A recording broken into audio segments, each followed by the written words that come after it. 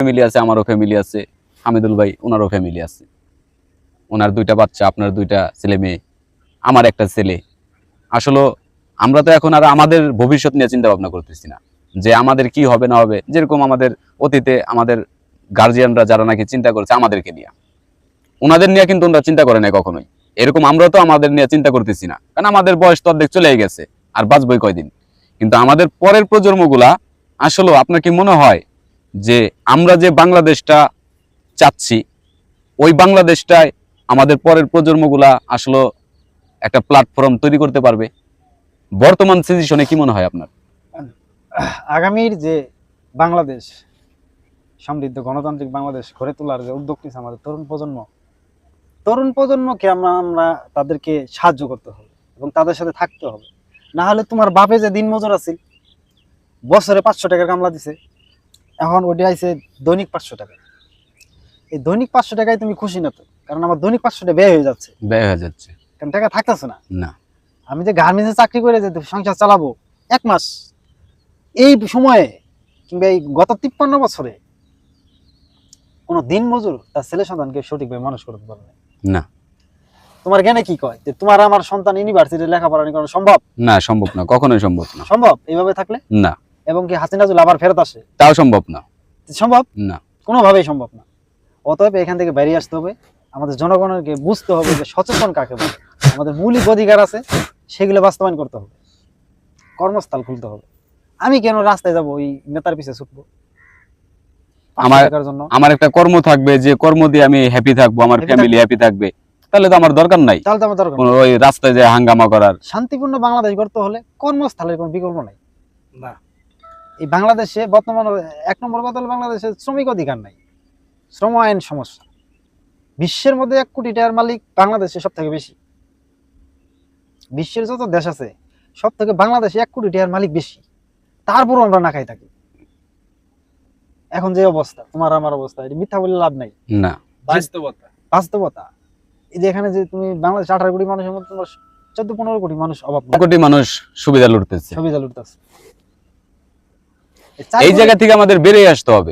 4 কোটি মানুষের লিগে তো এই বাংলাদেশ না। না, 18 কোটি মানুষের জন্য বাংলাদেশ। কিন্তু 14 কোটি মানুষ এক সাইডে পড়ে রয়েছে, আর 4 কোটি মানুষ সামনের কাতারে বসে রয়েছে। আমাদের ঘরে পা রেখে তারা বুক বিলাসিতায় আছে। তাদের সন্তানরা সুইজারল্যান্ডে মার্কেট করতে যায়, সিঙ্গাপুরে মার্কেট করতে যায়, অথচ আমার সন্তানরা ঢাকা বসুন্ধরা সিটিতে ঢোকার সাহস পায় না। আই হাই, ওইটাই ঢুকলেই যেন টাকার বান্ডিল 2-4টা লাগবে। মানে এই যে চিন্তাধারাগুলা, আসলে এই চিন্তাধারা থেকে আমাদের বেরিয়ে আসতে হবে। মনে রাখতে হবে যে মৌলিক অধিকার যদি সবাই আমরা ভোগ করতে পারি, আমরা সবাই সমান অধিকার পাই, তাহলে আমাদের মাঝে 500-1000 টাকা ইনকাম করতেছে, মাস শেষে সে ঢাকার শহরের কথা, মাস শেষে সে রুম ভাড়াটা দিতে পারতেছে না। 7 তারিখে রুম ভাড়া দেওয়ার দরকার, ওই রুম ভাড়া নিয়ে ঠেকাইতেছে 15 তারিখ। টাকা নাই। তাহলে আসলে একটা রিক্সাওয়ালায় যদি এরকম পরিস্থিতিতে পড়ে, একটা গার্মেন্টস ওয়ার্কার দেখেন মাসে 20-22 হাজার টাকা, 18 হাজার টাকা বেতন পায়। একটা মাস যদি চাকরি না থাকে, শরীর অসুস্থতার জন্য, শারীরিক সমস্যার জন্য যদি একটা মাস বসে থাকে, পরের মাসে খাবারের টাকা থাকে না। অথচ একটা ইন্ডাস্ট্রিয়াল, ওরা শুধু লসের পাল্লাটাই শ্রমিকের কাছে উঠাই ধরে। 12 মাস লস দিয়া ওরা কিভাবে সিঙ্গাপুরে যায় মার্কেট করে।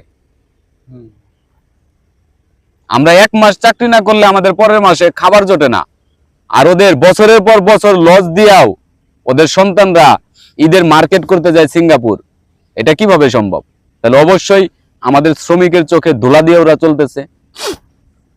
এই জায়গাগুলা থেকে আমাদের শ্রমিকদের বুঝতে হবে, পাওনা ন্যায্য বুঝা নিতে হবে।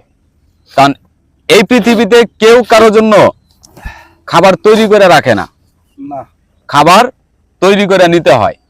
আমরা আমাদের অধিকার সম্পর্কে যতক্ষণ পর্যন্ত না বুঝবো, আমরা এটা আদায় করে নেওয়ার এখতিয়ার আমরা পাবো না। অতএব বুঝতে হবে। এবং কি যারা আমাদের পোশাক শিল্পের সাথে যারা জড়িত আছে, কারণ আমাদের বাংলাদেশে আপনার রেমিটেক্স যোদ্ধা প্রবাসী, আর তারপরে আমরা মনে করি পোশাক শিল্পের সাথে যারা জড়িত আছে তারাই রেমিটেক্স যোদ্ধা। কারণ তাদের জন্যই ডলার বাংলাদেশে আসতেছে। কেউ বিদেশে যায় ডলার ইনকাম করে পাঠাইতেছে, আর কেউ বাংলাদেশে বৈশা থেকে ডলার ইনকাম করার একটা প্ল্যাটফর্ম তৈরি করে দিচ্ছে।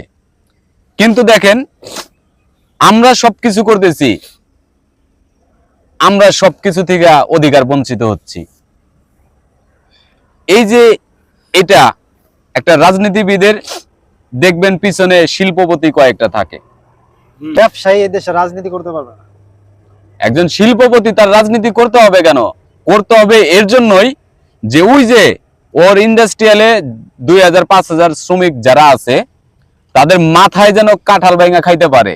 ওই শ্রমিকরা যেন শোনে যে ও অমুক দলের ভালো একটা লোক, ভয়টাই আর কিছু বলবে না। অধিকার তো দূরের কথা, হ্যাঁ। ওই 2 বেলা ভাত না পাইলেও আমরা মুখ খুলবো না। মুখ খুলবো না। কারণ ওই যে ভয় একটাই, গেটের বাইরে বাড়াইলেই পোলাপান